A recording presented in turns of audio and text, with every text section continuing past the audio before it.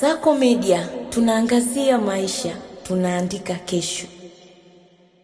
Nimeambiwa nisalimie, lakini katika salamu zangu naomba nitoe uhakikisho wa fedha zipo. Mheshimiwa Waziri Mkuu, kama ambavyo umesema, bwawa la Kigunda linaendelea na ujenzi na hadi sasa limefikia 40% kwa sababu fedha zake, mkataba wake ulisainiwa toka mwaka 2022 na ulianza rasmi kuwa tayari kwa utekelezaji mwaka 2023 na umekuwa kwa utekelezaji na linatarajiwa kukamilika mwishoni mwaka huu. Kama ambavyo Mheshimiwa Waziri Mkuu amesema, ufumbuzi wa masuala ya mafuriko katika eneo hili umeanza kutafutwa muda mrefu.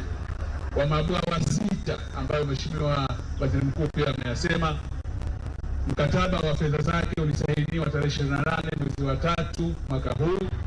Wakati huo mimi sikuwa waziri wa fedha, kulikuwa na waziri mwingine wa fedha ambaye akiitwa Dr. Mwigulu Lameck Nchemba. Mwezi wa 3 mwaka huu yeye ndo alikuwa waziri wa fedha.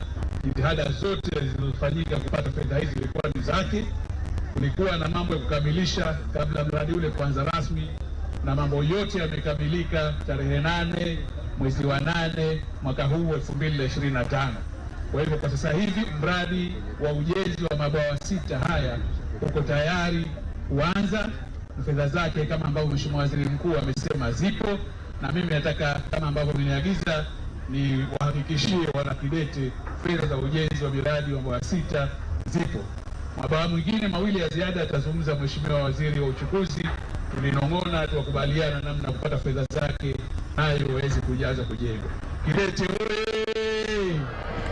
Kazi na utu, tunasonga mbele. Asante sana. Asante sana Mheshimiwa Waziri, na pale alipokuwa anasema mwaka huu ni vile ndo... Kasako Media, tunaangazia maisha, tunaandika kesho.